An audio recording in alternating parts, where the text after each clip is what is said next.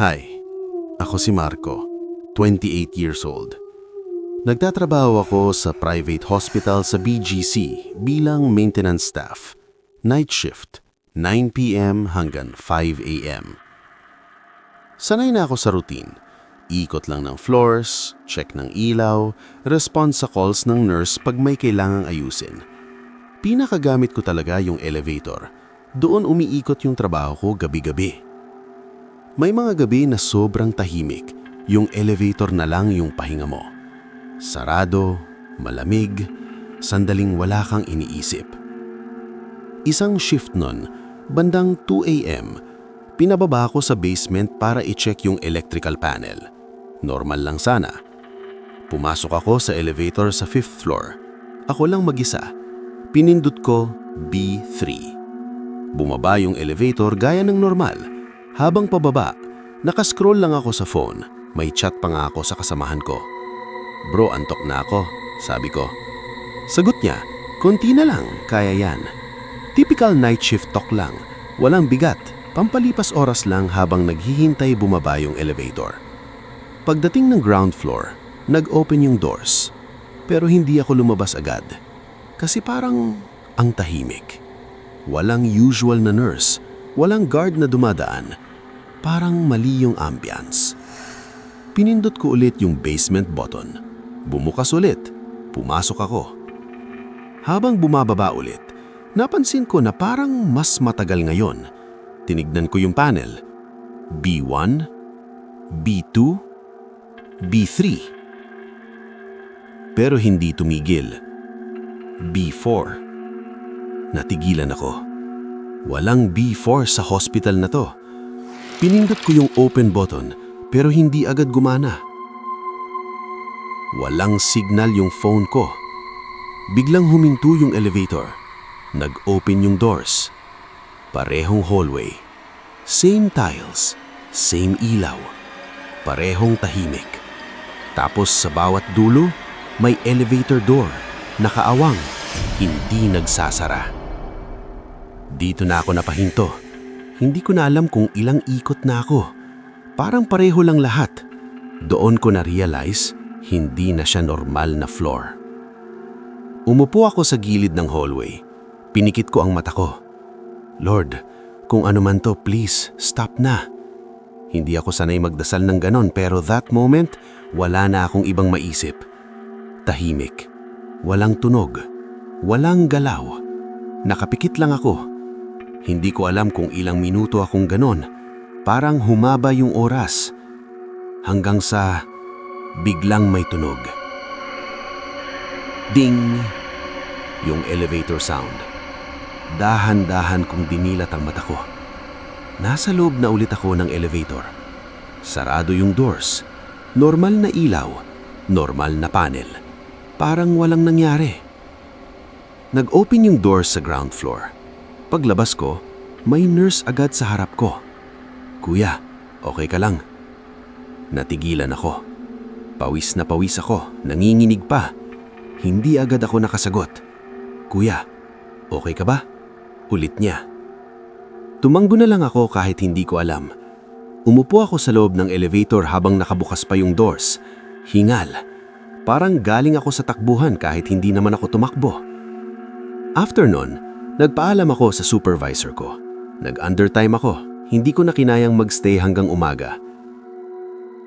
Pag-uwi ko, kinuwento ko sa mga kasamahan ko. Tinigman lang nila ako. Tapos sabi ng isa, "Bro, hindi ka nag-iisa. May mga ganyan talaga sa hospital na to." Hindi ko na tinanong kung anong ibig sabihin.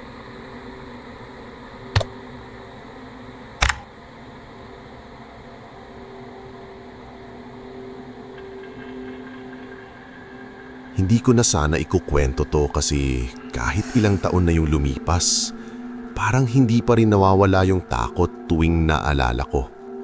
Lalo na kapag napapadaan ako sa lugar na yun. Kahit araw pa, iba na talaga pakiramdam ko. Nangyari to mga bandang 2019 pa. Nagtatrabaho pa ako noon sa isang maliit na company sa Laguna. Hindi naman ganun kalayo yung bahay namin. Pero dahil shifting yung schedule ko, Madalas gabi na talaga ako nakakauwi. Minsan umaabot pa ng halos hating gabi. May dalawa akong usual na dinadaanan pa uwi. Yung isa, medyo malayo pero maliwanag at maraming sasakyan. Yung isa naman, mas maikli pero dadaan ka sa isang lumang tulay. Yun yung madalas kong piliin kasi syempre gusto mo na lang makauwi agad, lalo na pag pagod ka. Matagal ko nang naririnig yung tungkol sa tulay na yun. Kahit nung bata pa ako, may mga kwento na talaga. May nagpapakita raw na babae, nakaputi, minsan nakatayo lang, minsan nakaupo sa gilid. May iba pang nagsasabi na sumasabay daw sa sasakyan. Hindi naman ako yung tipo na madaling maniwala. Para sa akin kasi, karamihan sa ganon, gawa-gawa lang o kaya nadadala lang ng takot ng tao. Kaya kahit ilang beses ko na naririnig yon, tuloy pa rin ako sa pagdaan doon. Noong gabing yon, galing ako sa overtime. Pagod na pagod ako, to the point na parang lutang na ako habang nagmamaneho. Naisip ko pa nga na sana nagdala ako ng kape kasi inaantok na talaga ako. Paglabas ko ng main road papunta doon sa shortcut, napansin ko agad na konti na lang yung ilaw. Yung mga poste, hindi pantay yung pagitan tapos yung iba pa, parang mahina na yung buga. Tahimik din yung paligid, halos wala ka nang maririnig kundi yung makina ng motor ko. Habang papalapit ako sa tulay, ewan ko ba pero parang biglang nagbago yung pakiramdam ko. Yung tipong kanina pagod lang ako pero biglang may halong kaba na hindi ko maipaliwanag. Inisip ko na lang na baka dahil sa mga kwento na naririnig ko dati. Pagdating ko sa may unahan ng tulay, kusa akong nagmenor. Hindi ko rin alam kung bakit. Parang automatic na lang na bumagal ako kahit wala naman akong nakitang dahilan. Doon ko napansin na parang mas malamig yung hangin. Hindi ko alam kung imagination ko lang pero parang iba talaga yung pakiramdam kumpara sa ibang parte ng daan. Habang paakyat ako sa tulay, napatingin ako sa gilid. May nakita akong babae. Nakatayo lang siya, medyo nakatalikod ng konti, parang nakatingin sa baba ng tulay. Nakaputi siya, pero hindi ko masyadong maaninag yung mukha kasi medyo dilim pa rin kahit may ilaw ng poste. Una kong naisip, baka tao lang, baka may hinihintay o kaya may problema. Saglit pa nga akong nag-isip kung hihinto ba ako para magtanong kung okay lang siya. Pero may something na hindi ko mapaliwanag. Yung katawan niya, hindi siya gumagalaw. Kahit konti, kahit buhok niya hindi man lang hinahangin. Habang papalapit ako, mas lalo akong kinakabahan. Hindi ko na maalis yung tingin ko sa kanya kahit gusto ko na lang dumiretso. Nung halos katabi ko na siya, napatingin ako saglit sa side mirror ko. Pagtingin ko ulit sa harap, wala na siya. As in wala. Parang bigla lang siyang nawala. Walang tunog, walang galaw, wala talagang kahit ano. Napalingon ako agad sa likod ko para sigurahin kung saan siya napunta. Wala pa rin. Doon na ako kinabahan ng todo kasi imposible yun. Wala namang ibang daanan sa part na yun ng tulay. Hindi ko na inisip kung ano pa yun. Ang nasa isip ko na lang ay makaalis agad doon. Binilisan ko na yung takbo ko. Halos hindi ko na rin nararamdaman yung pagod ko kanina. Puro kaba na lang talaga. Habang tumatakbo ako pababa ng tulay, napatingin ulit ako sa side mirror ko. Doon ko siya nakita. Hindi ko alam kung paano ko sasabihin pero may nakaupo sa likod ko. Sa umpisa hindi ko pa maintindihan kung ano yung nakikita ko. Akala ko kung anong anino lang. Pero habang tumatagal, napansin yung buhok. Mahaba, diretso, parang basa.